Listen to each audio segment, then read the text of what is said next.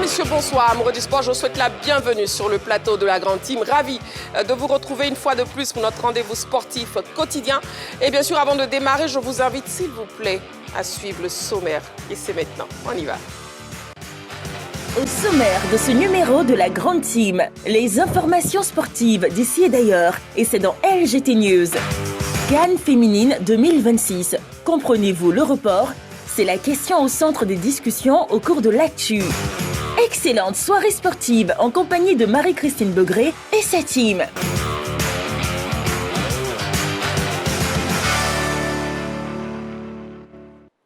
90 minutes de direct en votre compagnie. Amoureux du sport, c'est chaque soir, vous le savez très bien, du lundi au vendredi, de 20h30 à 22h, avec à chaque fois une question LGT. Et pour ce soir, la question LGT donnée dans le sommaire que je vous redonne, éléphant CAN féminine 2026.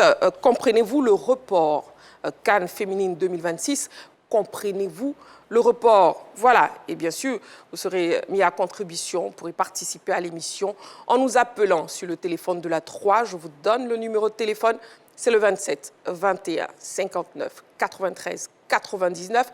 Précédé de l'indicatif plus 225 si vous nous appelez hors des frontières de la Côte d'Ivoire, ou bien vous avez toujours la page Facebook de la 3. Nous sommes là, nous sommes en direct jusqu'à 22h. Ce sera un bonheur, bien sûr, d'échanger avec vous, que ce soit par message sur la page Facebook ou bien au bout du fil sur le numéro de téléphone de la 3. Comme chaque soir, je ne serai pas seule.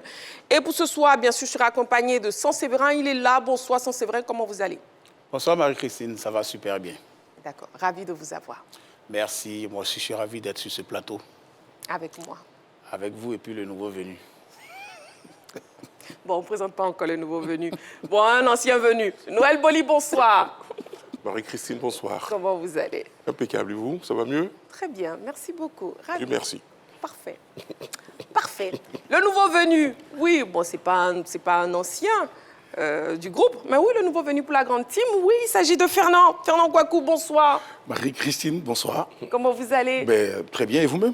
Très bien, merci beaucoup. Je suis très heureux de vous rencontrer physiquement. Physiquement, c'est mieux, non? Encore mieux. Oh, voilà. C'est mieux quand on me voit en vrai qu'à la télévision. À confirmer, Fernand. Oui, absolument. Bon, Fernand, je sens que vous n'aurez pas de carte. Non, vous en faites surtout pas, que Saint-Séverin et autres, on pique des crises de jalousie, c'est pas un souci. Ah, voilà. Une femme, elle reste belle et bon, vous l'êtes. Oh, merci beaucoup. Ah, je l'apprécie déjà, n'en déplaise à certains.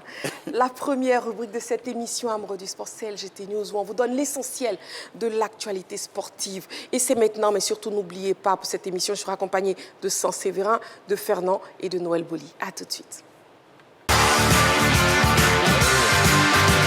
LGT News. Handball Supercoupe pour entamer les news de ce mardi. Renaissance et Don Bosco affûtent leurs armes. Les préparatifs de la Supercoupe de handball prévue le 21 mars prochain vont bon train. Les équipes s'activent afin de présenter un visage reluisant lors des finales dames et hommes. Renaissance Don Bosco, double champion chez les hommes, et Abidjan Handball Club chez les dames, championnes en titre, n'entendent pas léguer le titre à leurs adversaires. On se prépare très sérieusement parce qu'on doit jouer contre l'équipe de Bonama qui nous a gagné en Coupe nationale pendant la finale et on espère vraiment prendre notre revanche pendant cette finale de Supercoupe. La saison commence déjà le 21 avec l'ouverture qui est la Supercoupe. Nous, déjà avec nos objectifs, avoir un bon rang en Coupe d'Afrique, nous avons commencé les entraînements un peu plus tôt. Depuis janvier, nous sommes en train de travailler. Notre objectif cette année, c'est de faire mieux que l'année dernière. Et faire mieux, c'est réitérer le vainqueur de coupe, et la coupe nationale, le championnat national. Un seul objectif anime ces différentes équipes, à savoir entamer la saison avec un premier trophée et se projeter en toute confiance dans la conquête du championnat, aussi bien chez les dames que chez les hommes. En attendant le rendez-vous du 21 mars, on peut d'ores et déjà dire que les rencontres s'annoncent palpitantes. Nous ne vont pas changer. Habituellement, nous disons que nous ne devons pas perdre un seul match. Alors nous voulons gagner tous les matchs que nous serons opposés. Nous voulons remporter la Coupe nationale, le titre des champions et la Supercoupe en même temps. Et surtout pour que cela puisse nous préparer pour la Coupe d'Afrique des clubs champions qui aura lieu cette année en Angola. Ça sera pour octobre. Et nous pensons que c'est facile, nous aurons nos mots à dire. La saison qui vient de s'écouler, nous avons fait le doublé. Là, nous avons repris les entraînements. et nous sommes à pied d'œuvre pour encore faire le doublé. Nous avions commencé le travail physique. Là, nous sommes dans le foncier et nous espérons encore remporter les 2 trophées cette année. OSU, finale régionale, à Boisseau a vibré. Retenu pour abriter les finales régionales de l'Office ivoirien des sports scolaires et universitaires au titre de l'exercice 2026, la ville d'Aboisseau était en effervescence le samedi 7 mars dernier au CAFOP de la dite localité. 250 élèves athlètes venus de Grand Bassam, Tiapoum, Adiaké et bien évidemment à Boisseau ont fait vibrer le public lors de ces festivités sportives à travers le football, le handball, les petits poteaux et le basketball. Ces compétitions ont offert aux férus du sport une journée riche en émotions, en talent et en performances. Il faut féliciter la ville balnéaire de Grand Bassam qui a remporté 10 trophées, dont 4 au handball et 6 au basketball à l'issue des rencontres. Au-delà des résultats, c'est surtout l'esprit fair play qui a prévalu tout au long des finales qu'il faut saluer. Mention spéciale à l'Office ivoirien des sports scolaires et universitaires qui ne cesse d'impliquer d'autres disciplines sportives, notamment le badminton qui a vu des athlètes démontrer la plénitude de leur talent. Cette initiative, je dirais qu'elle est à saluer dans la mesure où nous permettons à nos enfants de pouvoir s'exprimer à travers le sport. Ce sont nos élites de demain, ils ont du potentiel en eux qui désirent exprimer à travers l'OASU. Et nous disons merci à Monsieur le ministre Adjei Silas Metch qui a tout mis en œuvre pour que ces compétitions aient lieu dans une bonne ambiance et avec vraiment des récompenses à couper le souffle. Le Sud Congo attendait sa finale régionale depuis lors. Aujourd'hui, ça a lieu. Tous les départements sont réunis, à savoir le département de Tiapoum, le département de Grand Bassam, le département d'Adiaké et celui d'Aboisseau. Taekwondo. Les taekwondoïstes dames célébrés. La date du 8 mars dernier restera gravée dans la mémoire des taekwondoïstes ivoiriens, mais singulièrement des dames. D'autant plus que cette période coïncide avec la célébration de la Journée internationale des droits des femmes. Pour marquer cette fête, la commission en charge de la promotion du taekwondo féminin de la FITKD a célébré les dames de sa section. En effet, la 3e édition du taekwondo femmes et développement durable, tenue au CSTKO à Cocody, a été un véritable succès. Les témoignages émouvants de maître Yolande Yassé, de l'élève commissaire de police, et Yvette Ténor, ajoutés au riche discours de la vice-présidente chargée du taekwondo féminin, maître Assetou Tarnagda, ont montré comment cette discipline sportive peut être un outil de transformation et de réussite pour leur genre. Le thème du tatami au leadership a été parfaitement illustré par ces dames inspirantes qui ont partagé leur parcours et leur expérience avec le public. En tout cas, cette journée internationale des droits des femmes a été célébrée avec faste. Et ce n'est pas maître Yassé Yolande, ceinture noire, 3e dan, et la présidente de la Fédération malienne de taekwondo, à savoir Madame Makou Traoré, qui diront le contraire. Il faut oublier l'image du taekwondo comme un sport masculin. Pour nous les femmes, le taekwondo a 3 plus-values que j'ai pu répertorier. La première plus-value, c'est le corps. La deuxième, le mental. La troisième, l'esprit, qu'on appelle le do au taekwondo. Le taekwondo vous apprend que vous n'êtes pas un sexe faible. La femme découvre la puissance de ses jambes, la précision de ses mouvements. Quand on fait un master en management à HEC Paris à 60 ans, quand on quitte délibérément et volontairement un travail stable, sécurisant pour l'inconnu de l'entrepreneuriat, on a besoin de ressources. On a besoin de grandes ressources. Football à présent, tournoi Viareggio Cup. L'Académie Poté Kéasson, en terre italienne, premier centre de formation ivoirien, à prendre part au prestigieux tournoi de football dénommé Viareggio. L'Académie Poté Kéasson s'est envolée il y a quelques jours pour l'Italie. l'équipe des U18 a effectué le déplacement en compagnie de son président. En participant à ce prestigieux tournoi, l'APK franchit une étape majeure dans son projet de formation et de rayonnement. Mieux, elle peut se targuer d'être la toute première équipe ivoirienne à découvrir cette compétition qui a vu éclore des plus grandes stars du football international. On peut citer entre autres Georges Weah, Samuel Eto'o, Yaya Touré, Alessandro Del Piero, Francesco Totti ou encore Filippo Inzaghi. C'est ce prestige qui rend encore plus symbolique la participation de l'Académie Poutet Kéasson, car elle place les jeunes talents ivoiriens sur la même scène qui a vu défiler certaines légendes du football mondial. Logée dans la poule 4, en compagnie de Representativa, Série D, Futur Pro Soccer et de l'Athletic Palermo, l'APK entend honorer le drapeau ivoirien. En tant que première équipe ivoirienne à participer à ce tournoi, nous sommes déjà honorés. On part représenter le pays pour ce tournoi. On espère revenir avec un résultat très satisfaisant. Aucune équipe africaine n'a passé le premier tour. On part déjà pour passer ce premier tour et après on verra. C'est une première expérience pour nous tous et on part pour faire le mieux de ce qu'on peut faire. AS Roma, le FC Barcelone s'intéresse à Ivan Ndika. L'information est du très célèbre journaliste Fabrizio Romano. Dans une publication, il a révélé l'intérêt du FC Barcelone pour Ivan Ndika. L'expert italien des transferts rapporte que le Barça suit de près le défenseur international ivoirien en tant que cible à bas coût pour le mercato estival. Les dirigeants catalans souhaitent ardemment recruter un arrière-garde avec un défenseur central gaucher de haut niveau. Ndika correspond parfaitement au profil recherché. La qualité de relance et la solidité physique du joueur de 26 ans font une excellente option pour les Catalans. De plus, sa clause libératoire, estimée à 30 millions d'euros, soit 19 milliards de francs CFA, semble largement à la portée des Barcelonais.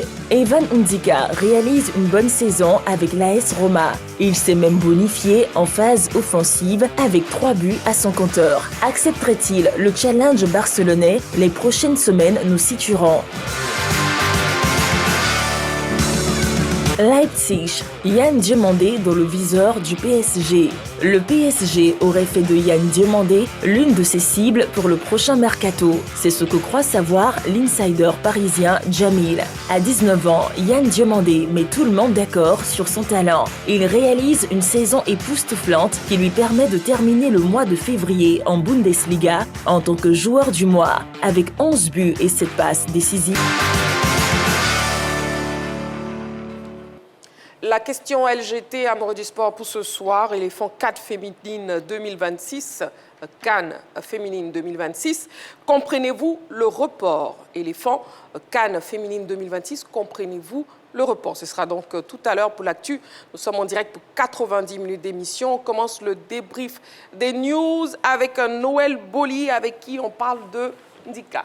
Oui, Evan Ndika, notre très cher défenseur central de l'équipe nationale de Côte d'Ivoire, qui joue aujourd'hui à l'AS Roma, qui est, d'après le journaliste très célèbre Fabrizio Romano, est plus ou moins courtisé par le FC Barcelone. Ce serait une très bonne chose, parce que c'est vrai qu'on avait parlé d'Ndika dans différents clubs lors du dernier mercato. Malheureusement, ça ne s'est pas fait pour lui. Donc il est resté une année de plus à l'AS Roma, mais là, il se pourrait qu'il aille l'été prochain poser ses valises au FC Barcelone. Ce serait une très bonne chose pour lui. Le FC Barcelone qui est en quête de recruter un défenseur gaucher, central et doté d'une très bonne expérience. Et quand on sait qu'Ndika, au niveau relance, c'est très bon. Et je pense que vraiment cet amour-là pourra être accompli si jamais ce contact est vraiment établi. En tout cas, ce serait une très bonne chose et pour lui et pour l'équipe nationale. Donc Ndika au FC Barcelone, on suit ça de très près. On suit ça de très près, effectivement. Avant de vous entendre, Fernand et Sanséverin, messieurs, s'il vous plaît, si vous permettez, nous allons marquer une courte page publicitaire et puis on se retrouve dans quelques secondes seulement sur ce même plateau, amoureux du sport. À tout de suite. Ne laisse jamais personne te dire que tu n'as pas une voix merveilleuse. Depuis toujours, Wilson et Adriana partagent le même rêve. Chanter, vivre de leur passion. Nous sommes Adriana et Wilson. Et un jour, nos chansons tourneront dans le monde entier et tout le monde nous entendra, y compris ta mère. Après avoir franchi cette porte, notre vie ne sera plus jamais la même, mon amour. Mais quand la réussite frappe à leur porte, tout se complique. L'entreprise a décidé de n'engager que vous, Adriana. Adriana a gagné le concours organisé par Mompox et elle va bientôt devenir une grande star. Entre amour, jalousie et choix difficiles, J'ai essayé de quitter cette entreprise, mais il me semble que la seule issue est la mort. Je suis à la recherche de ma fille. Cela fait 25 ans que je ne l'ai pas vue. Elle est convaincue que t'es mort. C'est toi qui lui as fait croire ça. leur histoire prend une autre mélodie. Que se passera-t-il si nous n'arrangeons pas les choses, Adriana? Mais ma première condition est qu'Adriana et Henri ne puissent pas découvrir que vous et moi travaillons ensemble. Du moins pas avant que cet album ne devienne une réalité. Au rythme de l'amour, un feuilleton plein d'émotions et de musique. À vivre du lundi au vendredi à 14h30 sur La 3. La 3, nous offrons 3 fois plus de musique.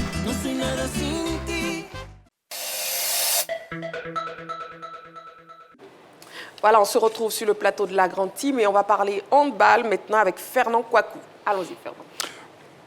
Allez, Marie-Christine, on pourrait dire simplement qu'on commence par les équipes dames, surtout avec Abidjan Handball Club du président Prignon qui arrive il n'y a pas donc longtemps dans cet espace-là et qui tente déjà de s'imposer 2 titres de champion de Côte d'Ivoire, 2 coupes nationales, mais également 3 participations en compétition interclub. Ça voudrait dire que cette équipe-là, constituée donc de jeunes joueuses, est très ambitieuse. Au regard également de ce que son président veut comme acquis, c'est quelque chose d'assez important qu'il met en place avec des enfants qui est accompagné. En plus, son entraîneur Kofi Siaka, qui ressort donc récemment d'Égypte avec un diplôme de licence A, ça voudrait dire que cette équipe-là est ambitieuse.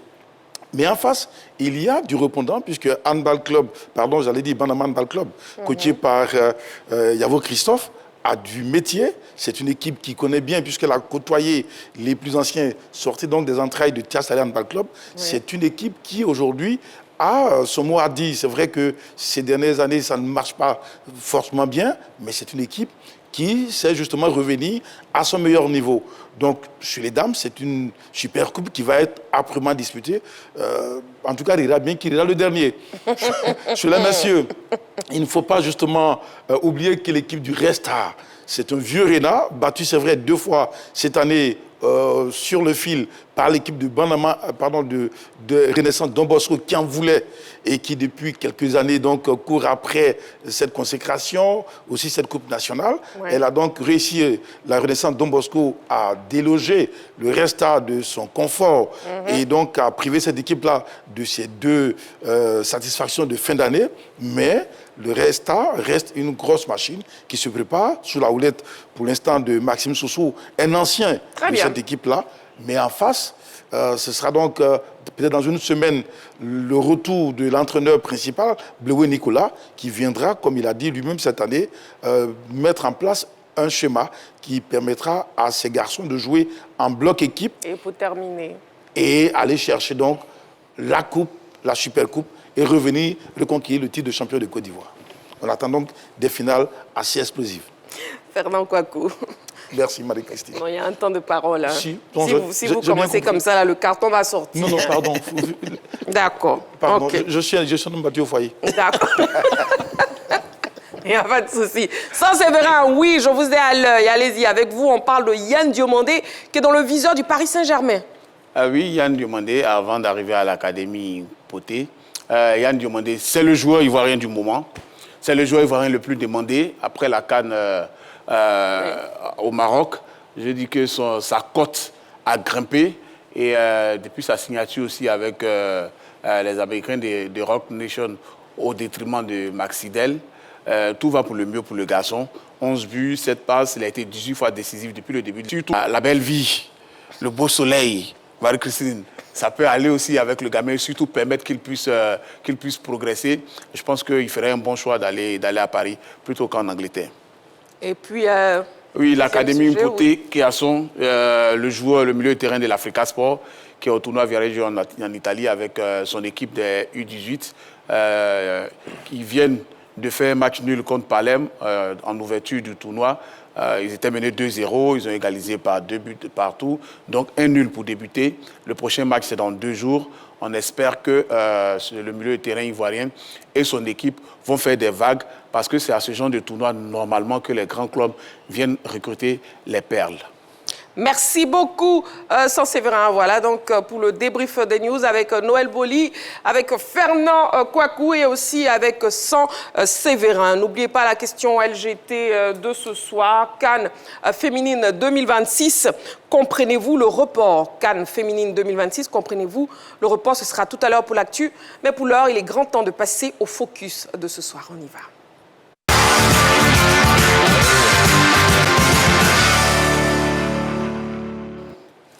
Et nous avons un invité ce soir. Dans les coulisses du football africain, certaines décisions façonnent l'avenir du jeu, loin des stades et des projecteurs. Et la Côte d'Ivoire est honorée d'avoir une ambassadrice au sein de l'association des clubs africains, appelée aussi ACA.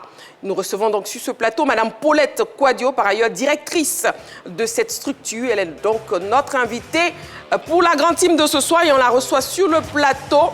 Séverin, vous l'aider à s'installer confortablement. Oui, comme je sais le faire. Voilà, comme on sait bien le faire ici, à la grande team. On vous laisse vous installer confortablement. Madame Paulette Kouadio, bonsoir. Bonsoir Marie-Christine. Comment vous allez? Je vais bien, merci et vous? Je vais très bien. C'est un plaisir de vous recevoir sur ce plateau. Merci. C'est un honneur. Ne vous occupez pas trop de ces hommes-là. Moi, je suis bien entouré. Hein. Voilà.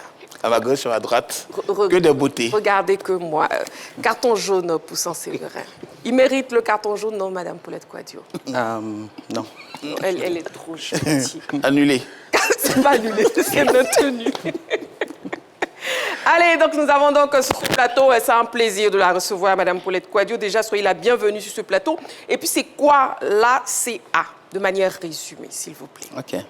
L'ACA, c'est l'Association des clubs africains qui a été créée et mise en place depuis le 30 novembre 2023 par le docteur Patrice Motsepe, président de la CAF. Il a mis en place pour regrouper ensemble tous les clubs en Afrique pour que les clubs aient une voix, une seule voix, pour le développement du football en Afrique. C'est le but de la création de l'ACA. Très bien. Et puis, quel intérêt revêt cette association? L'intérêt, c'est pour tous les clubs. Oui. Comme je dis, c'est pour être ensemble, une voix, parce que tous les clubs dans chaque pays ont des problèmes. Comment résoudre les problèmes de ces clubs?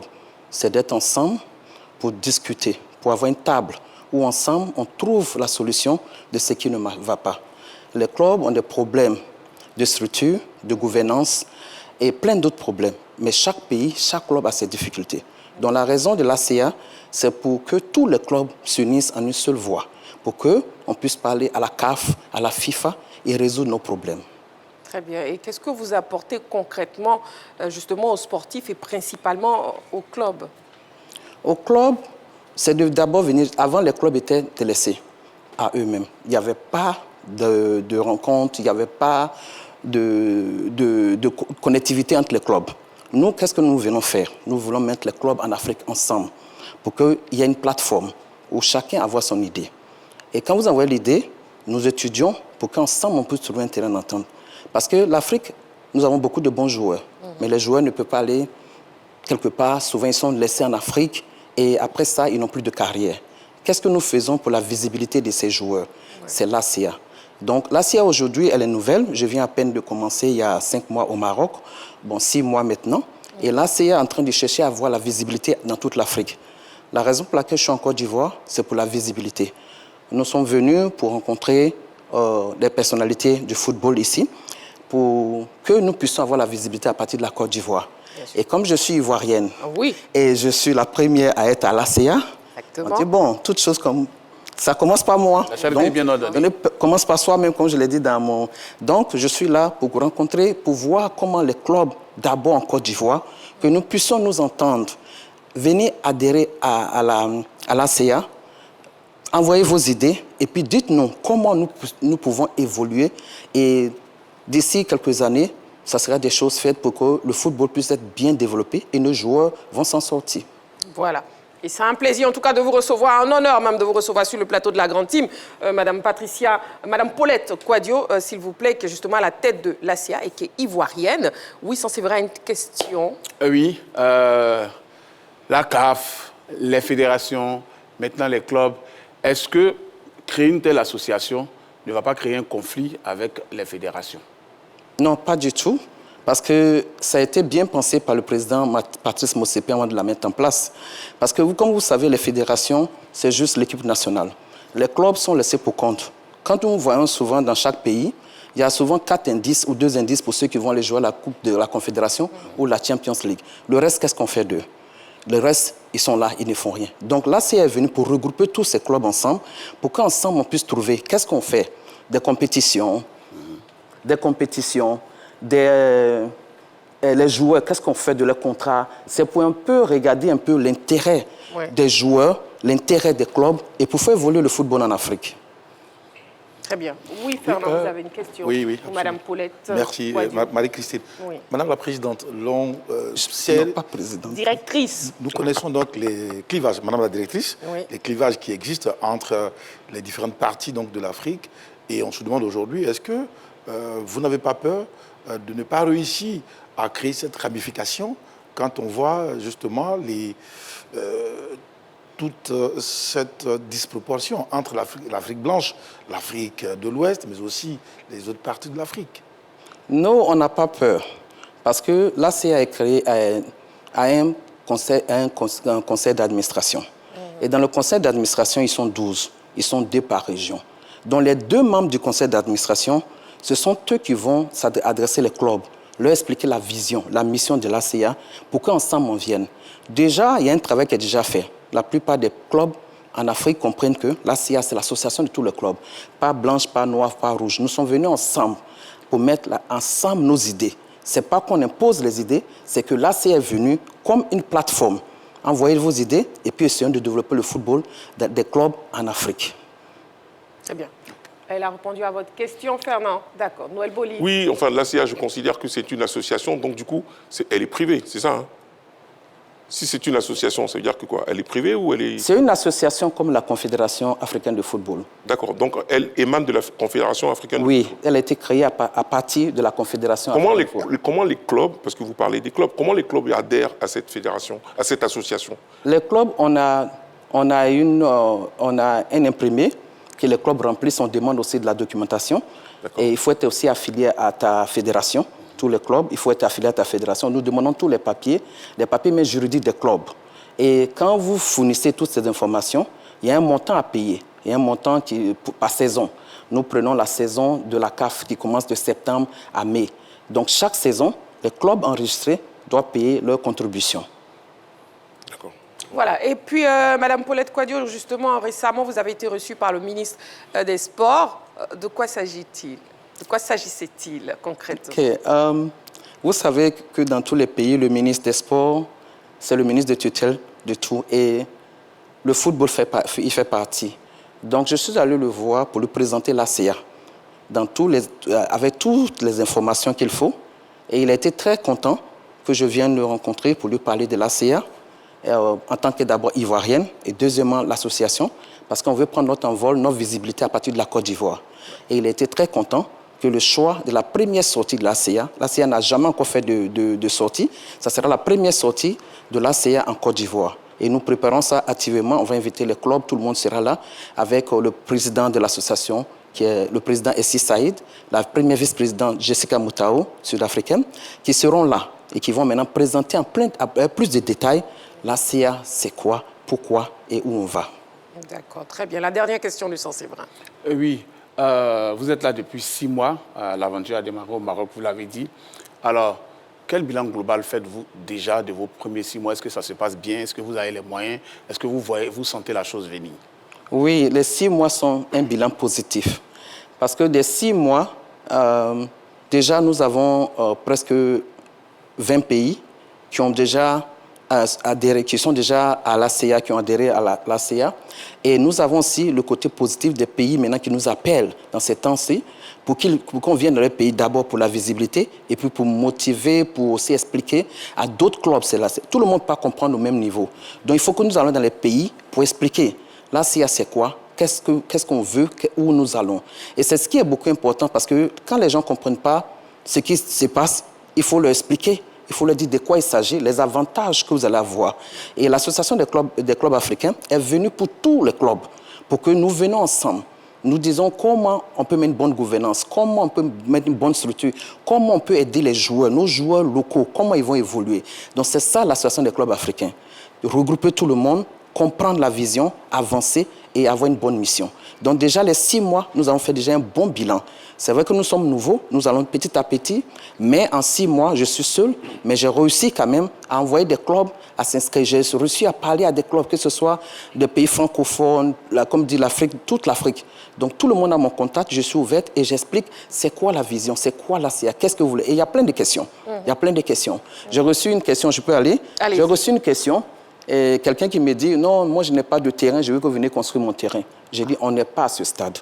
J'explique clairement, parce qu'il ne faut pas faire des promesses, et puis après, ce n'est pas la vision de la CIA. Ouais. Je ne suis pas mandaté pour venir dire à quelqu'un que on va venir construire ton terrain. Non, on n'est pas à ce niveau.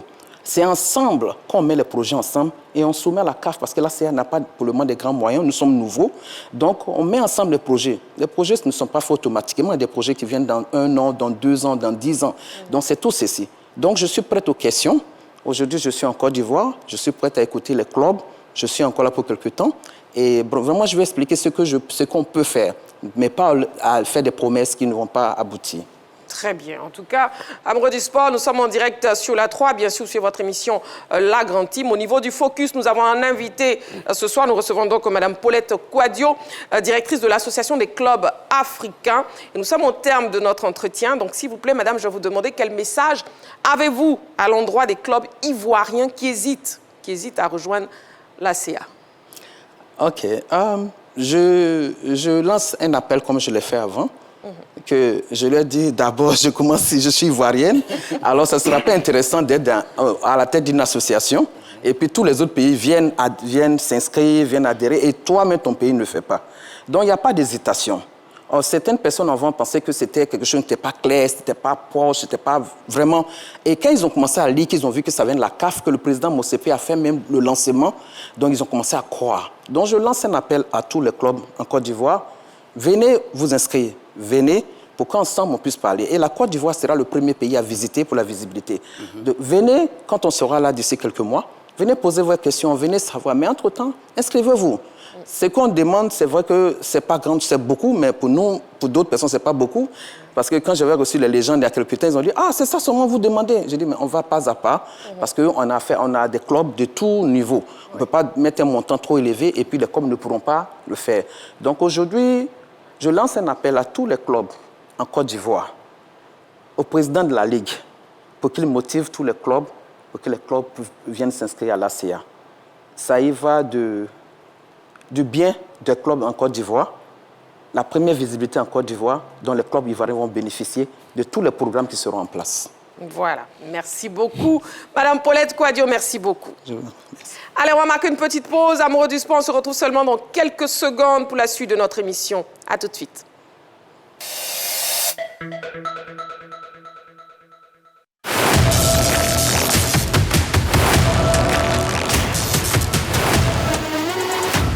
coup de canon et le second but lyonnais.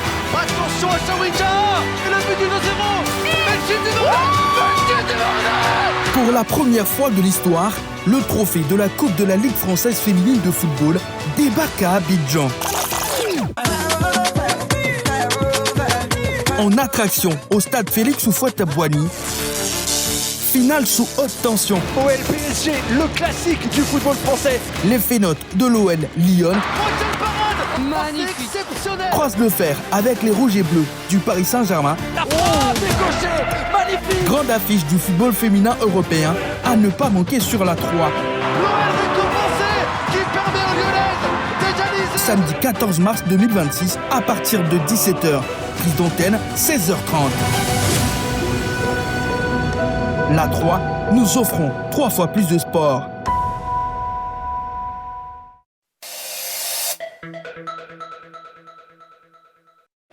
Nous sommes de retour sur le plateau de la Grande Team, toujours en direct sur la 3 jusqu'à 22h. Et justement, il est grand temps de parler de cette rencontre qui aura lieu ici à Abidjan, OL Lyon face au Paris Saint-Germain. C'est maintenant.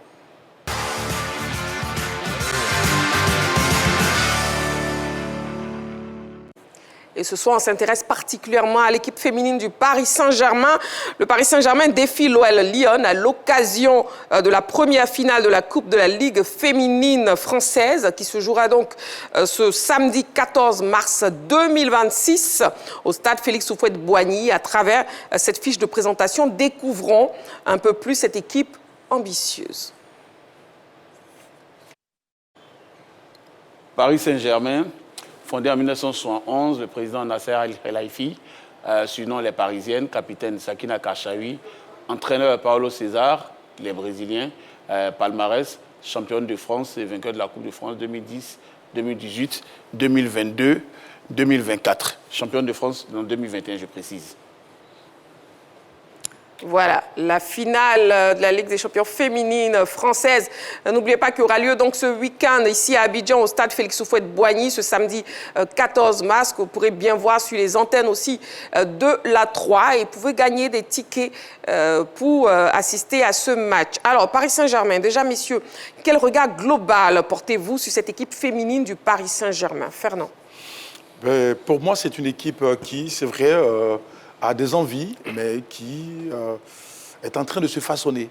2021, le premier titre de champion de France, ça voudrait dire que cette équipe-là a connu des difficultés pendant très longtemps. Il a fallu donc l'avènement des Qataris dans le football français pour que cette équipe de Paris puisse avoir cette aisance qu'elle est en train de connaître maintenant.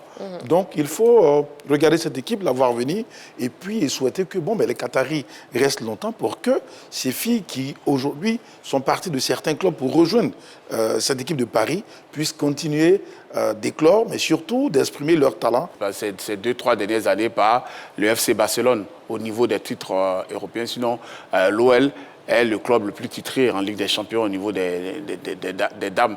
Maintenant, le Barça a pris la relève. Donc, le Paris Saint-Germain est dans l'ombre de cette équipe-là. L'équipe avance tant bien que mal. Le premier titre de champion, c'était en 2021. Ça a été fêté avec faste parce que détrôner l'Olympique lyonnais avec ses gros moyens, ses grosses stars comme Ada Hegerberg et toutes les autres, c'était vraiment fabuleux. Mais vous savez, l'OL est tellement puissant qu'en général, l'OL prend les meilleures joueuses de Paris. Quand vous avez Diani qui part, par exemple, qui quitte par exemple le PSG où elle était la star pour atterrir à Lyon, vous voyez la rivalité entre les deux équipes. Mais Paris continue de se maintenir dans le championnat récemment. La dernière rencontre entre les deux équipes a tourné au vinaigre pour Paris Saint-Germain, malheureusement. Mais que ce soit Kachaoui, que ce soit Chawinga, que ce soit Katoto, Guerrero, elle continue de maintenir la flamme. Mais le plus gros objectif aujourd'hui, c'est de passer devant l'OL Lyon. Et ça, c'est pas gagné. Et voyons les performances justement du Paris Saint-Germain cette saison. Alors, le Paris Saint-Germain, cette année, c'est 26 matchs pour 13 victoires, 4 nuls, 9 défaites.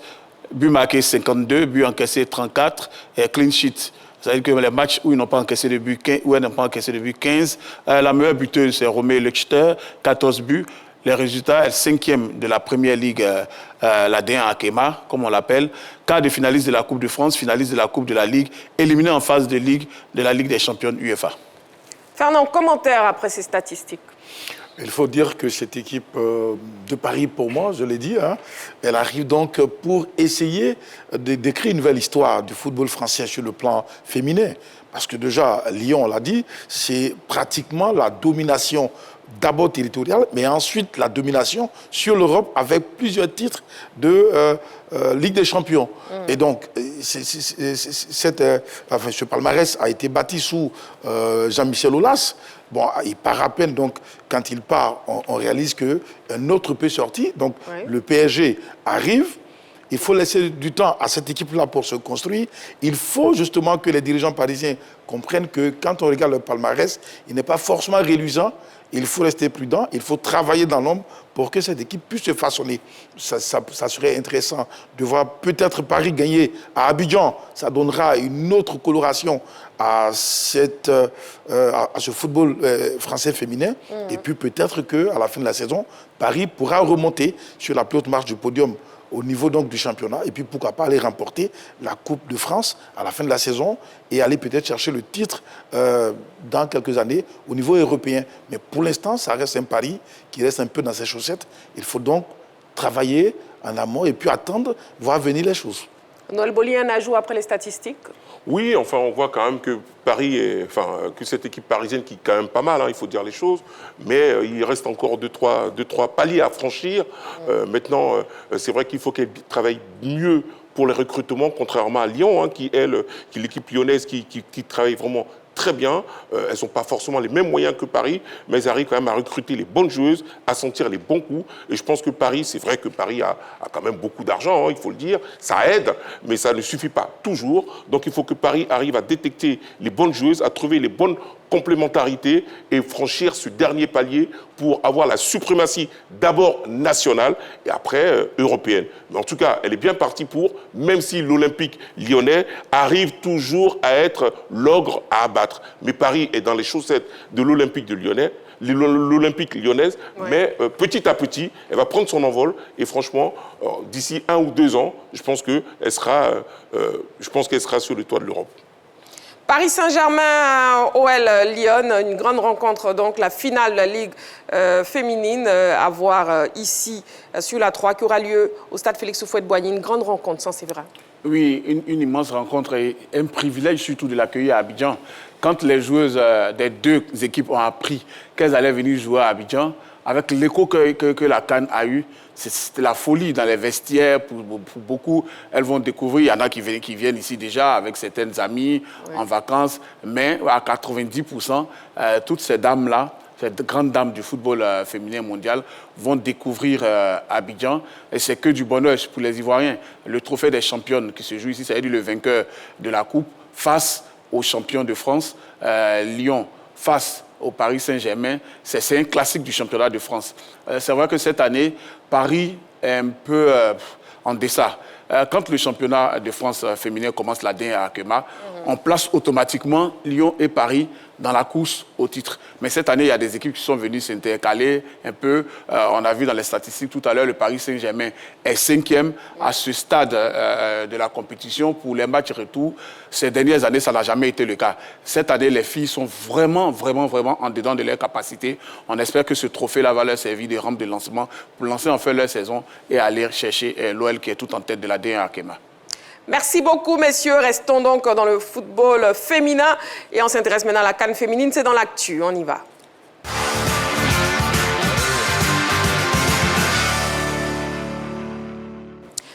La question LGT pour ce soir, CAN féminine 2026, comprenez-vous le report?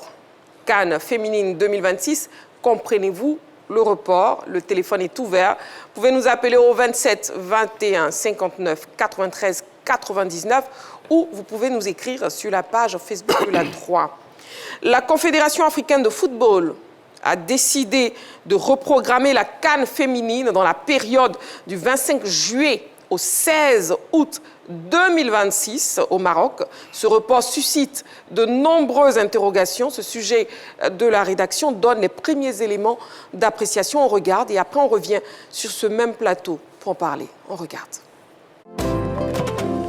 C'est officiel, la Confédération africaine de football, CAF, a annoncé jeudi dernier le report de la CAN féminine 2026. Initialement prévue du 17 mars au 3 avril au Maroc, elle a été reprogrammée du 25 juillet au 16 août, toujours dans le royaume chérifien. Selon l'instance dirigeante du football africain, cette décision fait suite à des discussions entre elle et ses partenaires, la FIFA et d'autres parties prenantes. L'objectif est d'assurer le succès de cette importante compétition féminine compte tenu de certaines circonstances imprévues. On se souvient qu'au lendemain de la CAN 2025, les autorités du football marocain s'étaient montrées réticentes à organiser dans la foulée la CAN féminine. D'autres arguments comme des problèmes logistiques et de disponibilité des stades ou encore des conflits avec le championnat masculin censé finir impérativement en mai en raison de la Coupe du Monde FIFA 2026 ont été avancés dans les coulisses. Le royaume chérifien avait donc proposé le décalage de la date du tournoi à l'été. Ces bruits de couloir vouloir avait poussé les dirigeants sud-africains à lever le temps et à se montrer disponibles à accueillir la compétition dans l'urgence. Finalement, la CAF n'a pas accédé à ce plan B et a décidé de maintenir le tournoi au Maroc tout en le décalant en été après la Coupe du Monde FIFA. Les 16 nations qualifiées pour la CAN féminine 2026 sont donc amenées à réajuster leur programme de préparation. Des inquiétudes pointent également sur l'état de forme des joueuses qui seront soit en vacances, soit en pleine préparation d'avant-saison avec leur club. Dans tous les cas, l'Afrique se devra de déterminer au travers de cette CAN marocaine l'identité de ses représentants à la prochaine Coupe du Monde féminine prévue du 24 juin au 25 juillet 2027 au Brésil. En attendant, le décalage de la CAN féminine marocaine laisse planer des interrogations. D'où notre question LGT, comprenez-vous le report de la CAN féminine 2026 ?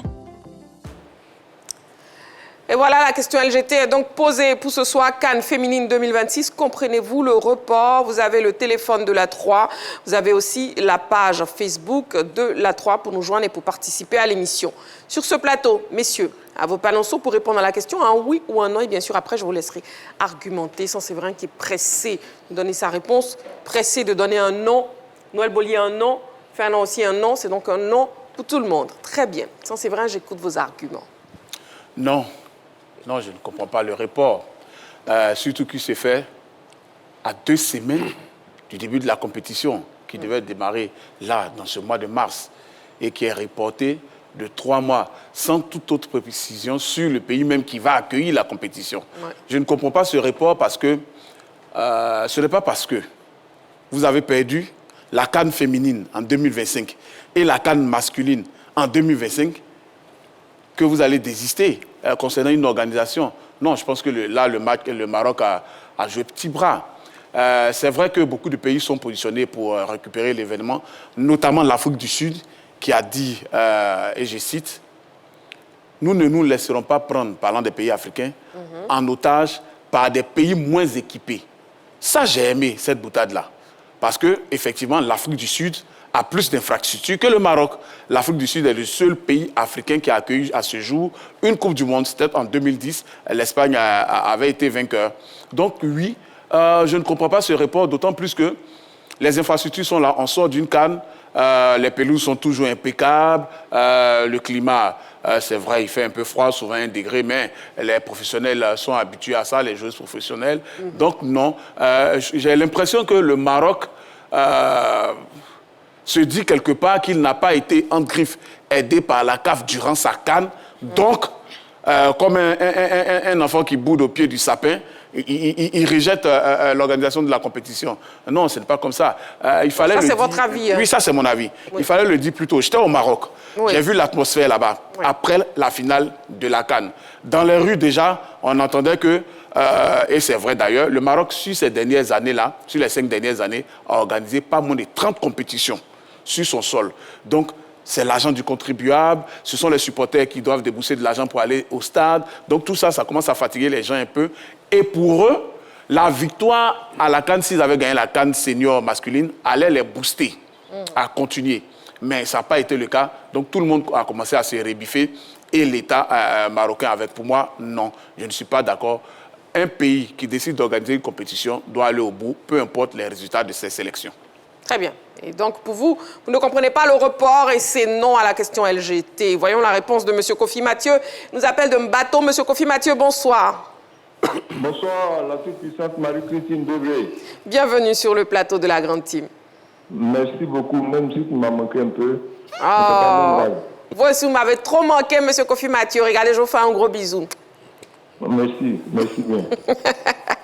Allez, on vous écoute, M. Kofi Mathieu. CAN féminine 2026, comprenez-vous le report? Moi, franchement, je ne comprends rien. Je ne comprends rien parce que si on ne fait pas attention, le Maroc est en train de devenir bon, il était déjà un géant au plan footballistique, au plan sportif. Mais ils sont en train de prendre des décisions aussi administrativement qui sont en train petit à petit de s'imposer à toutes les autres fédérations africaines là. Vraiment, il faut que quelque chose soit fait. Parce qu'on ne peut pas désorganiser tout un pays qui a un programme de... hier, au niveau de la CAN masculine, on a dit que ce sont les équipes européennes. Aujourd'hui même, c'est entre nous ici. Les pays ont fait leur programme, tout ça vient d'être chamboulé. Il faut vraiment, moi je ne comprends rien, il faut que la lumière soit faite sur cette affaire-là. Voilà, moi c'est ce que je vois. D'accord, donc vous répondez non aussi à la question LGT. Voilà, merci. Et puis dites à Fernand Kwaku que vraiment il est tombé dans un monde beaucoup trop vieux. Voilà, les propos qu'il a tenus là, bon, j'espère que c'est la première fois, il ne sait pas. Quelqu'un ne lui a pas dit. Monsieur Kofi Mathieu, on n'accueille pas un nouveau venu comme ça. Au revoir, bonne soirée. Mais parce qu'il a parlé là, on parle à un ancien comme ça. Bisous, moi. Merci, bonne suite d'émission. Merci beaucoup. Maintenant, déjà, Non, dites-moi. Vous avez les garants déjà. Non, je suis très tranquille. Voilà. Vous savez, ce n'est pas toujours qu'on est assis à côté d'une belle femme. Donc, même si Sansevéré et ses amis se liguent contre moi, bon, je supporte cela. J'avance. Monsieur Fernand Kwaku, vous êtes fort. Hein? Vous en faites pas. D'accord, ok. CAN féminine 2026, comprenez-vous le report? CAN féminine 2026, comprenez-vous le report sur ce plateau? C'est non pour tout le monde. Sansevéré a donné ses arguments. On écoute les arguments de Noël Boli. Oui, enfin, moi j'ai mis non aussi. Hein. Je veux dire, malin est celui qui comprendra quand même cette décision aussi tardive. Ouais. Pourquoi ils ont attendu aussi longtemps pour dire que effectivement la CAN va plus s'organiser au Maroc. Moi, j'en veux même pas au Maroc. Moi, en tout cas, s'il y a quelqu'un, enfin, s'il y a une institution sur laquelle je dois m'attarder, pour moi, c'est la CAF. Parce que c'est à la CAF de quand même être beaucoup plus rigoureuse pour que ce genre de situation n'arrive pas. Donc, c'est pour ça que je disais une décision trop tardive, parce qu'à quelques jours de la compétition, on nous annonce comme ça, par extraordinaire, que la compétition n'aura plus lieu, en tout cas au Maroc. Donc, c'est à la CAF de prendre ses responsabilités. En plus, il y a un manque de considération pour le football féminin, parce qu'encore, d'autres diront forcément que si c'était une compétition masculine, elle allait forcément avoir lieu. Comme c'est une compétition féminine, donc on a tendance à dire que c'est pas grave, on peut se permettre de reporter. En plus, le report est jusqu'au mois de juillet de cette année. Juillet, il y aura encore d'autres compétitions. Je crois qu'il y aura encore la Coupe du Monde, si mes souvenirs sont bons. Donc voilà, ça risque de faire un petit peu embouteillage. Et la troisième chose, pour dire, c'est l'impact sur les joueuses et sur les fédérations. Vous savez, avant les grandes compétitions, les fédérations louent quand même. Il y a toute la partie intendance, il y a toute la partie, j'ai envie de dire, logistique qu'on met en place. Et malheureusement, toute cette partie-là a été déjà préfinancée par les fédérations qui les remboursent. J'espère que la CAF va oser quand même les rembourser. Sinon, on perd de l'argent, on perd de la compétitivité parce que les joueuses se préparent, les fédérations se préparent. Ouais. Donc voilà, tout cet environnement-là fait qu'à un moment donné, on se dit que effectivement, s'il doit y avoir report, il faut que ça se fasse dans le temps et qu'il faut que ça se fasse dans un temps bien important pour que les fédérations puissent se retourner. Mais là, à 12 jours de la compétition, c'est un petit peu trop. D'accord, c'est bien noté. Noël Boli, nous avons un appelant, Monsieur Diomandé Mamadou, il nous appelle de Sipilou. Bonsoir, Monsieur Diomandé Mamadou. Marie? Oui, Monsieur Diomandé Mamadou. Bonsoir, maman. Bonsoir, Monsieur Diomandé Mamadou. Bienvenue sur le plateau de la Grande Team. Tu as porté même, il faut que nous, hein? Couleur de l'air, nous, tu as porté de l'air. Il y a l'air à Manou. Oui, Monsieur Diomandé Mamadou. Bonsoir, mon frère Bernard de la Côte d'Ivoire. Oui, Fernand est là. Bonsoir. Bienvenue sur la 3. Voilà. Merci. Voilà. Je salue Saint-Péverin. Bonsoir, monsieur Demandé. Moi, je ne comprends rien. Mais comme on a vu de dire en Afrique, il n'y a jamais fumé ça feu. Bon, on ne sait pas. Peut-être qu'il y a eu une inquiétude par rapport à la tête de la canne, par rapport à chez eux, où ils ne pas de cœur. Ce n'est pas que la population boude cette cérémonie des championnats féminins. Donc, moi, c'est pas une inquiétude. Pour dire que vraiment, on a perdu la canne. Et si on organise cette compétition encore féminine, je sais que la population va bouder, il ne pas dire, et ça va être fait. Donc, moi, je dis que c'est pas une inquiétude, sinon je ne comprends rien. Mais comme il n'y a pas de de fumer, ça peut. Bon, allons, et on le suit ensemble. Nous, c'est que nos filles là sont prêtes, n'importe quel moment, n'importe où, on ira et on va gagner. Bonne émission, et bonne à toi. Merci beaucoup, monsieur Diomandé Mamadou, qui nous appelait de Sipilou. Voilà, Fernand, vous avez reçu le bonsoir particulier de monsieur Diomandé Mamadou de Sipilou. Oui, ça veut tout dire. De Radio Côte d'Ivoire. Ah. Oui, mais là, il vous salue ici. Attention. Non, surtout pas. Fernand, c'est à votre tour. Vos arguments, vous avez répondu non. Oui, Marie-Christine, il faut comprendre justement le Maroc. Oui.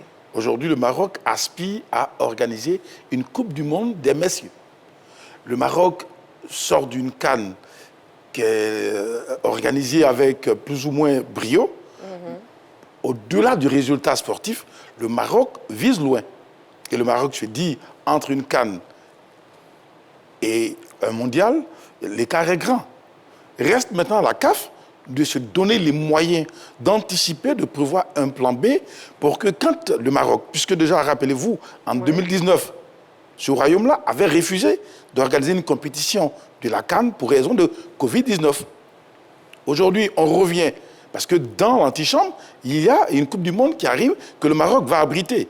Donc le Maroc se donne les moyens de réussir son organisation au niveau de la Coupe du Monde. Et le Maroc se dit, la CAN, bon, c'est ici, un autre pays peut prendre. Mais que font les autres pays pour que ce soit le Maroc qui abrite autant de compétitions? Donc reste à la CAF de parler avec les autres nations pour que justement les différents présidents acceptent d'accueillir des compétitions sur leur sol, de sorte que le Maroc ne soit pas pour la CAF un monstre.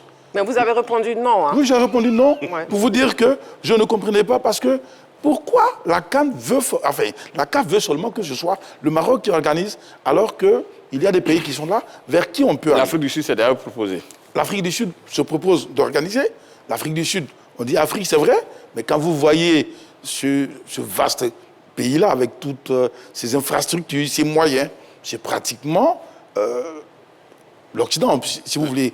Donc, ce pays-là peut organiser cette compétition tranquillement.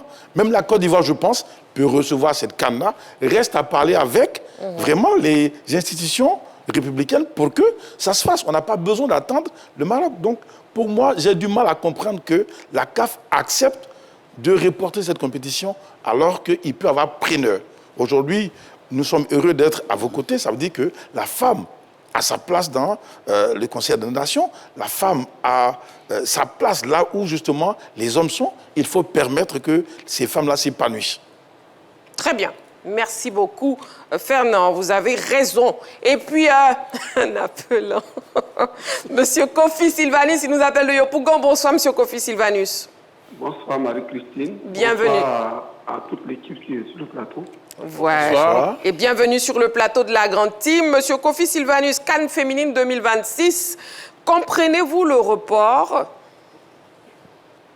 Non, déjà, je voudrais dire que non seulement je ne comprends pas le report, mais je voudrais vraiment me poser beaucoup de questions quant à l'organisation de la CAP à attribuer les compétitions aux pays africains, aux nations africaines qui se proposent pour les organiser.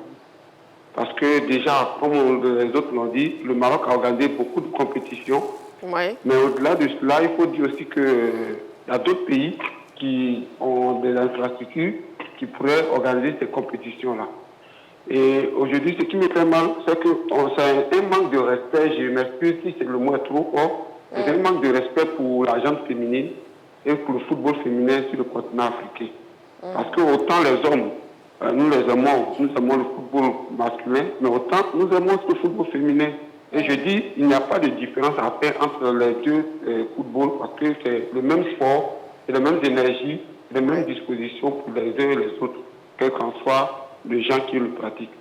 Maintenant, les femmes, c'est toute une équipe, c'est tout un staff, c'est toute une organisation de toutes les fédérations qui sont engagées dans cette compétition. Et moi, ça me fait mal que des dames aient quitté des clubs, où certaines ont pris le risque même d'être reléguées sur le banc, alors qu'elles sont en pleine compétition, d'autres en fin de carrière, en fin de contrat, et tout ça, toutes ces contraintes, elles les ont bravées pour venir se mettre au service de leur nation, pour les représenter à une compétition africaine, et qu'au dernier moment, la CAF, qui pour moi aurait pu prendre toutes les dispositions aux premiers signaux que le Maroc a émis, pour déjà trouver un plan B, ne l'a pas fait, et que c'est seulement à 2 semaines quand je me souviens que notre équipe nationale qualifiée a joué 2 matchs amicaux, ce qui veut dire que nous étions dans la dernière ligne droite et qu'il y a eu 2 semaines d'une compétition aussi importante qui, pour moi, serait une vitrine très importante pour nos joueuses de se faire une place dans les clubs européens, est reportée et qu'on ne nous dise vraiment pas du tout les raisons qui pourraient expliquer cela. Et pour terminer, je suis écœuré parce que la CAF n'a pas été suffisamment responsable pour respecter nos femmes dans la pratique de ce sport. C'est bien noté. C'est bien noté. Merci beaucoup, M. Kofi Sylvanus, pour votre participation à l'émission. Merci beaucoup. Merci. Bonne émission. Merci beaucoup. Voilà. CAN Féminine 2026, comprenez-vous le report? Noël Boli, est-ce que vous partagez l'avis de Saint-Séverin qui nous dit, bon, on lit entre les lignes, hein, que si jamais le Maroc avait gagné la CAN, justement, le Maroc aurait accepté et n'aurait pas reporté cette date. Non, mais c'est vrai que ça n'engage que lui. Hein. Je veux dire, non, on ne va pas rentrer dans ces embrouilles-là, parce que, bon, ça, c'est des ressentis. Oui. Moi, je n'ai pas envie de rentrer dedans. Simplement, ce que je veux dire, c'est que pour l'attribution des compétitions aussi majeures, je pense que, quand même, on n'invective pas les pays. Ce sont les pays qui se prononcent, qui viennent demander la possibilité de les organiser. Donc, voilà, à partir de là, chaque pays doit prendre ses responsabilités à partir du moment où elle demande de l'organiser. Je ne pense pas que ça soit la CAF qui dit, bon, toi, aujourd'hui, c'est toi qui organises, demain, c'est toi qui organise. Non, je pense que ce sont des pays d'abord qui se proposent et ensuite la CAF avise et elle attribue l'organisation de ces compétitions-là. Maintenant, est-ce que le Maroc s'est désisté au dernier moment parce qu'elle n'a pas gagné son trophée concernant la CAN chez elle? Bon, ça m'étonnerait un petit peu. J'espère que ce n'est pas ça, parce que si c'est ça, quel mauvais esprit. Hein. Franchement, si c'est ça, quel mauvais esprit. Mais j'ose espérer, peut-être de façon naïve, que ça soit vraiment pas ça. Mais maintenant, c'est à la CAF de prendre ses responsabilités. Très bien. Oui, Fernand. Oui, je crois que, bon, Saint-Séverin, il évoque une piste, peut-être, mais je dis au-delà du résultat sportif, c'est un manque de considération et de respect pour les différents présidents de fédérations qui se battent pour trouver les moyens pour organiser le football féminin dans leur pays. Aujourd'hui, c'est des dépenses qui ont été engagées pour la préparation de ces filles-là et également, c'est beaucoup d'espoir qu'on vient ruiner en reportant cette compétition. L'auditeur, il a dit, parce que ces filles-là, il y en a qui sont peut-être en fin de cycle, qui vont sortir alors qu'elles auraient pu jouer cette CAN-là pour justement étoffer leur palmarès. Mais en face, il faut réaliser que l'Afrique blanche est tributaire de ce type de comportement. L'Égypte nous a pris en otage en son temps sous Issa Yatou. Tout le monde avait crié au loup. Aujourd'hui, c'est le Maroc. Depuis que Motsepe est arrivé, bon, on comprend qu'il faut que la CAF réalise que le football se joue sur tous les pays, enfin dans tous les pays d'Afrique.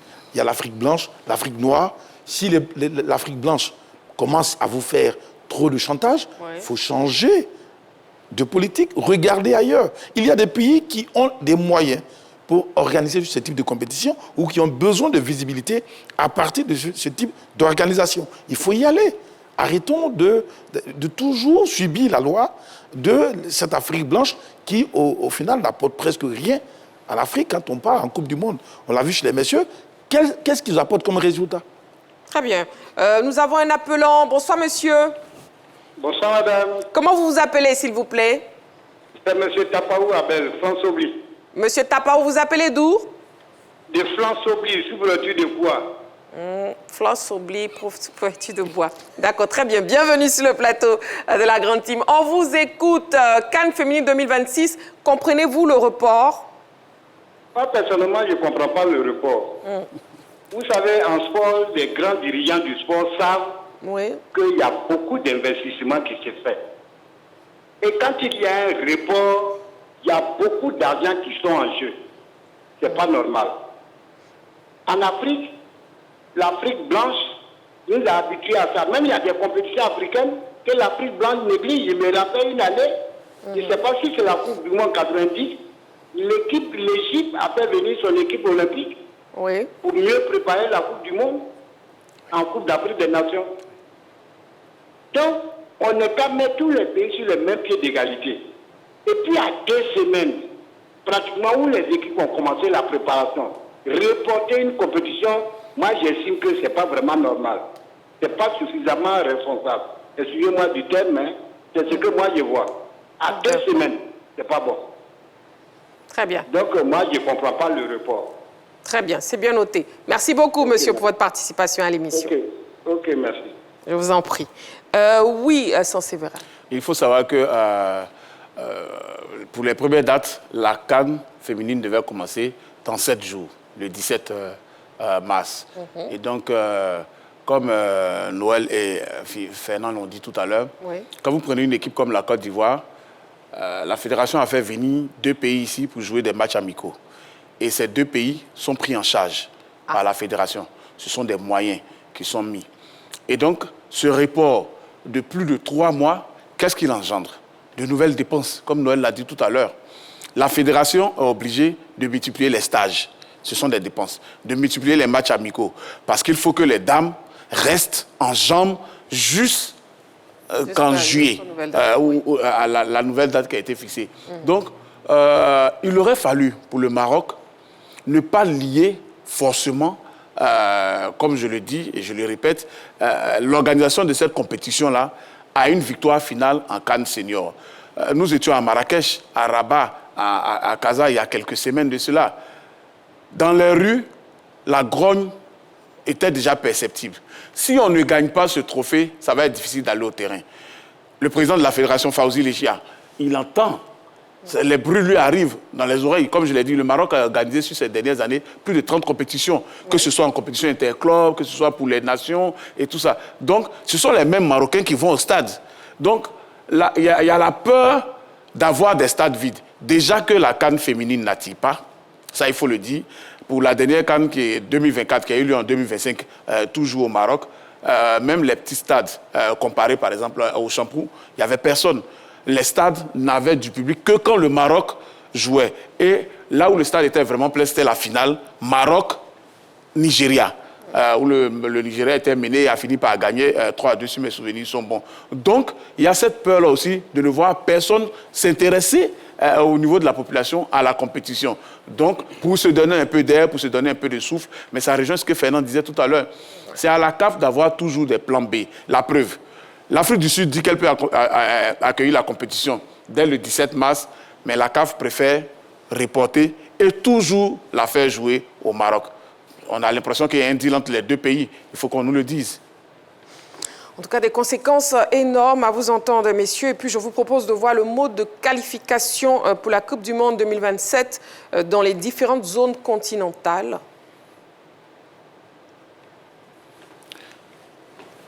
Allez. Pour la zone Asie, par exemple, AFC, Coupe d'Asie des Nations, du 1er au 21 mars 2026. Pour la zone Afrique, la CAF, c'est la CAN féminine qui va déterminer les qualifiés pour le mondial du 25 juillet au 16 août, la nouvelle date donc. Exactement. Pour la zone Amérique du Nord, Amérique centrale et Caraïbes, CONCACAF, il y aura un tournoi qualificatif de novembre à décembre 2026. Pour la zone Amérique du Sud, CONMEBOL, il y aura des qualifications du 24 octobre au 9 juin 2026. Pour la zone Océanie, OFC, qualification du 28 novembre 2025 au 14 avril 2026. Pour la zone Europe, UEFA, qualification 3 mars au 5 décembre 2026. Donc, pour quasiment toutes les zones, ça va se passer entre octobre, novembre et décembre. Mais ici, chez nous et en Asie, c'est entre mars, juillet et août. Parce que justement, cette CAN féminine, notons-le, justement, est qualificative pour la Coupe du Monde 2027. Oui, effectivement, elle est qualificative pour la Coupe du Monde 2026. Mais ce qu'il a dit, ça c'est vrai, est quand même assez juste. J'ai vraiment envie de m'arrêter 2 secondes là-dessus. C'est vrai que il est au Maroc, il a ressenti les choses là-bas sur place. Mais moi, je pense que la CAN doit quand même... Enfin, la CAF doit quand même sanctionner le Maroc parce qu'on ne joue pas comme ça au yo-yo avec une compétition aussi majeure. On a vraiment envie de valoriser le football féminin ici en Afrique. On ne peut pas s'amuser s'amuser comme ça sur un ressenti ou parce que les masculins n'ont pas remporté, soi-disant, la compétition majeure et comme ça basculer une compétition aussi importante. Non, on a vraiment envie de valoriser le football féminin. On voit aujourd'hui, lorsque l'Olympique lyonnais vient ici en Côte d'Ivoire jouer contre le Paris Saint-Germain, tout l'engouement que ça crée. Donc on a aussi envie que nos femmes, nos filles, nos sœurs africaines soient aussi bien vues sur l'hôtel continental. Et pour moi, reporter de façon abusive comme ça, la CAF doit prendre ses responsabilités. Très bien. En tout cas, la question LGT a été posée aussi au public sportif ivoirien. On l'écoute. Vu que le Maroc a encore le goût amer de la défaite de la CAN précédente, je peux dire que c'est une des raisons majeures pour laquelle la CAN a été reportée. Peut-être que c'est une décision de la FIFA ou soit c'est une décision du Maroc. Bon, ça, je ne suis pas encore bien situé sur ce paramètre-là. Bon, on peut dire aussi que, vu que la CAN féminine n'est pas une CAN prestigieuse ou bien une compétition prestigieuse, je peux dire même si les femmes et l'équipe marocaine remportent la CAN, ça ne va rien apporter de plus, on peut dire, au palmarès du Maroc. Donc pour moi, c'est une compétition insignifiante sur laquelle le Maroc compte pas s'accentuer. Je pense que c'est dû peut-être à un souci d'organisation, puisque lors de l'édition passée, les autres sélections s'étaient plaintes du manque d'organisation ou d'un défaut de priorité d'organisation au niveau du Maroc, parce que le Maroc bénéficiait de tous les vétos, contrairement aux autres. Donc peut-être dans ce souci de régler ces différentes critiques qui ont eu lieu lors de la précédente édition concernant l'organisation, le Maroc se prépare à mieux accueillir les équipes féminines pour avoir une belle compétition, parce que ça représente avant tout l'Afrique et l'Afrique a besoin de se hisser au plus haut du football mondial. Pour le report de la CAN féminine, je vois qu'aujourd'hui, avec ce qui s'est passé en Coupe d'Afrique organisée par le Maroc, donc, il y a eu beaucoup de difficultés durant la CAN. Donc je pense que c'est pour cela qu'ils ont dû reporter, parce que la CAN, c'est vraiment, il y a eu beaucoup de dégâts. Donc je pense qu'ils vont se mieux préparer pour pouvoir bien organiser, alors pour ne pas quand ce qui est arrivé, on revient sur la même chose encore. Parce qu'il y a eu beaucoup de critiques, vraiment, il y a eu beaucoup de critiques. C'est pour cela que le Maroc veut se rattraper, pour ne pas qu'il se reproduise la même chose, qu'il veut reporter pour mieux s'apprêter. Bon, selon moi, la CAN féminine a été reportée parce que ça s'organise au Maroc, bien sûr. Mais puisque le Maroc vient d'organiser une CAN qu'ils ont pensé avoir avec eux, qui n'a pas été. Donc du coup, ça a joué aussi un coup. Donc ça a été reporté selon moi pour que le Maroc se prépare bien moralement, parce que dis-toi que tu attends un truc où tu as beaucoup investi, qu'un coup tu n'as pas. Moralement, ça agit. Donc pour moi, ça a été reporté juste pour qu'ils puissent se préparer moralement et bien faire les choses après, pour que cette CAN-là, ils puissent la reporter chez eux. L'avis du public sportif ivoirien sur la question LGT de ce soir, CAN féminine 2026. Comprenez-vous le report? Et avant de terminer pour l'actu de ce soir, nous avons un scoop de Saint-Séverin. Oui, la preuve que la 3 est suivie. Oui. Je viens de recevoir le courrier déposé par la Fédération marocaine à la CAF pour le report d'un confrère marocain. Alors, la Fédération marocaine a écrit dans son courrier qu'elle a demandé le report de la CAN féminine parce que durant la CAN qui a eu lieu récemment, ils ont arrêté tous les championnats. Ligue 1, Ligue 2, D3, U20, U17, hommes comme femmes. Donc, ils vont reprendre leur championnat, donc tous leurs terrains sont occupés. C'est ce qu'ils ont déposé à la CAF. C'est aberrant, tout simplement. Très bien. Merci beaucoup, Saint-Séverin, pour l'information de dernière minute. LGT News, bis, c'est maintenant. On y va. LGT News. Handball Supercoupe pour entamer les news de ce mardi. Renaissance et Don Bosco affûtent leurs armes. Les préparatifs de la Supercoupe de handball prévus le 21 mars prochain vont bon train. Les équipes s'activent afin de présenter un visage reluisant lors des finales dames et hommes. Renaissance Don Bosco, double champion chez les hommes, et Abidjan Handball Club chez les dames, championnes en titre, n'entendent pas léguer le titre à leurs adversaires. On se prépare très sérieusement parce qu'on doit jouer contre l'équipe de Bonama qui nous a gagné en Coupe nationale pendant la finale et on espère vraiment prendre notre revanche pendant cette finale de Supercoupe. La saison commence déjà le 21 avec l'ouverture qui est la Supercoupe.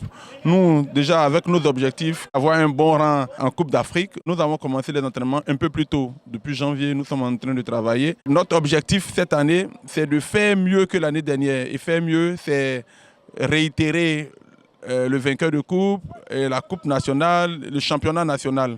Un seul objectif anime ces différentes équipes, à savoir entamer la saison avec un premier trophée et se projeter en toute confiance dans la conquête du championnat, aussi bien chez les dames que chez les hommes. En attendant le rendez-vous du 21 mars, on peut d'ores et déjà dire que les rencontres s'annoncent palpitantes.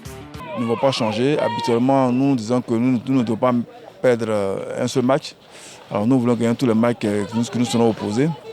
Nous voulons remporter la Coupe nationale, le titre des champions et la Supercoupe en même temps. Et surtout pour que cela puisse nous préparer pour la Coupe d'Afrique des clubs champions qui aura lieu cette année en Angola. Ça sera pour octobre.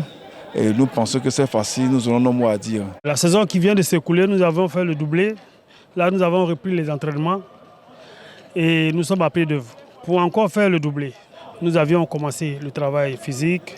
Là, nous sommes dans le foncier et nous espérons encore remporter les 2 trophées cette année.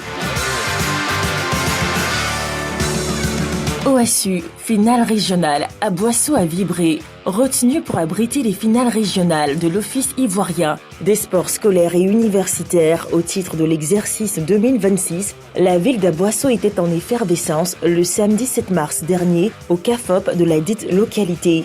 250 élèves athlètes venus de Grand Bassam, Tiapoum, Adiaké et bien évidemment à Boisseau ont fait vibrer le public lors de ces festivités sportives à travers le football, le handball, les petits poteaux et le basketball. Ces compétitions ont offert aux férus du sport une journée riche en émotions, en talent et en performances. Il faut féliciter la ville balnéaire de Grand Bassam qui a remporté 10 trophées, dont 4 au handball et 6 au basketball à l'issue des rencontres. Au-delà des résultats, c'est surtout l'esprit fair play qui a prévalu tout au long des finales qu'il faut saluer.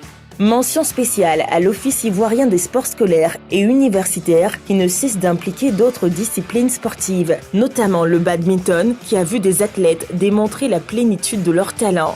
Cette initiative, je dirais qu'elle est à saluer dans la mesure où nous permettons à nos enfants de pouvoir s'exprimer à travers le sport. Ce sont nos élites de demain, ils ont du potentiel en eux qui désirent exprimer à travers l'OASU.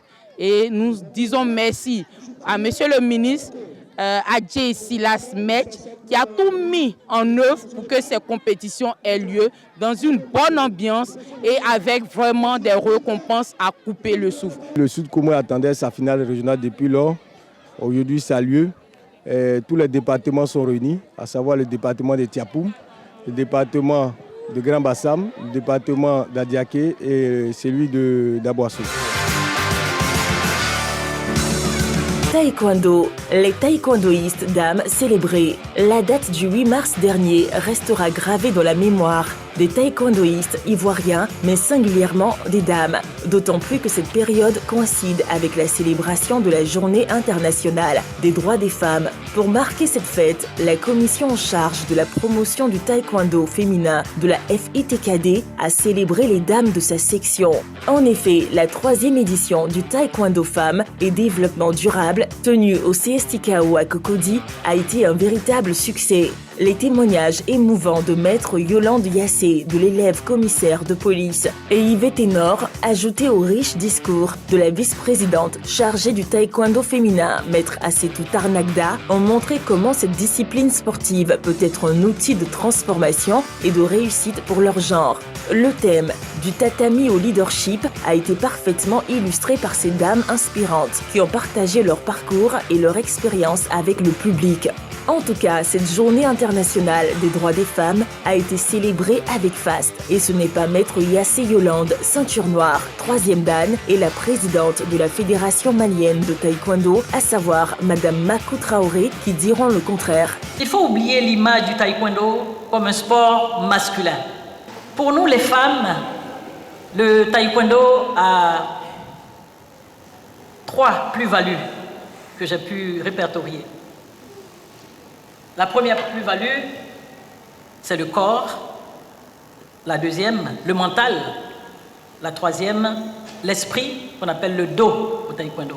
Le taekwondo vous apprend que vous n'êtes pas un sexe faible. La femme découvre la puissance de ses jambes, la précision de ses mouvements. Quand on fait un master en management à HEC Paris à 60 ans, quand on quitte délibérément et volontairement un travail stable, sécurisant pour l'inconnu de l'entrepreneuriat, on a besoin de ressources. On a besoin de grandes ressources. Football à présent, tournoi Viareggio Cup. L'Académie Poté Kéasson, en terre italienne, premier centre de formation ivoirien, à prendre part au prestigieux tournoi de football dénommé Viareggio. L'Académie Poté Kéasson s'est envolée il y a quelques jours pour l'Italie. L'équipe des U18 a effectué le déplacement en compagnie de son président. En participant à ce prestigieux tournoi, l'APK franchit une étape majeure dans son projet de formation et de rayonnement. Mieux, elle peut se targuer d'être la toute première équipe ivoirienne à découvrir cette compétition qui a vu éclore des plus grandes stars du football international. On peut citer entre autres Georges Weah, Samuel Eto'o, Yaya Touré, Alessandro Del Piero, Francesco Totti ou encore Filippo Inzaghi. C'est ce prestige qui rend encore plus symbolique la participation de l'Académie Poté Kéasson, car elle place les jeunes talents ivoiriens sur la même scène qui a vu défiler certaines légendes du football mondial. Logé dans la poule 4, en compagnie de Rappresentativa, Série D, Futur Pro Soccer et de l'Athletic Palermo, l'APK entend honorer le drapeau ivoirien. En tant que première équipe ivoirienne à participer à ce tournoi, nous sommes déjà honorés. On part représenter le pays pour ce tournoi. On espère revenir avec un résultat très satisfaisant. Aucune équipe africaine n'a passé le premier tour. On part déjà pour passer ce premier tour et après on verra. C'est une première expérience pour nous tous et on part pour faire le mieux franchement le mieux de ce qu'on peut faire. AS Roma, le FC Barcelone s'intéresse à Ivan Ndika. L'information est du très célèbre journaliste Fabrizio Romano. Dans une publication, il a révélé l'intérêt du FC Barcelone pour Ivan Ndika. L'expert italien des transferts rapporte que le Barça suit de près le défenseur international ivoirien en tant que cible à bas coût pour le mercato estival. Les dirigeants catalans souhaitent ardemment recruter un arrière-garde avec un défenseur central gaucher de haut niveau. Ndika correspond parfaitement au profil recherché. La qualité de relance et la solidité physique du joueur de 26 ans font une excellente option pour les Catalans. De plus, sa clause libératoire, estimée à 30 millions d'euros, soit 19 milliards de francs CFA, semble largement à la portée des Barcelonais. Ivan Ndika réalise une bonne saison avec l'AS Roma. Il s'est même bonifié en phase offensive avec 3 buts à son compteur. Accepterait-il le challenge barcelonais? Les prochaines semaines nous situeront. Leipzig, Yann Diomandé dans le viseur du PSG.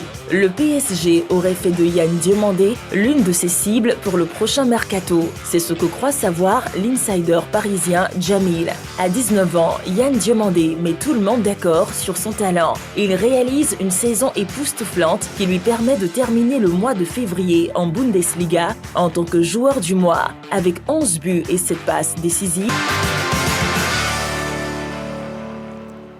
Voilà, et c'est la fin pour la grande team pour ce soir. Merci beaucoup, Saint-Séverin. Merci, Marie-Christine. Merci, Noël Boly. Merci, Marie-Christine. Merci, Fernand. Ça a été un plaisir. Plaisir partagé. À très bientôt. Merci. Voilà, Amoureux du sport, on se retrouve demain en direct 20h30. D'ici là, prenez soin de vous et n'oubliez pas, faites toujours du sport.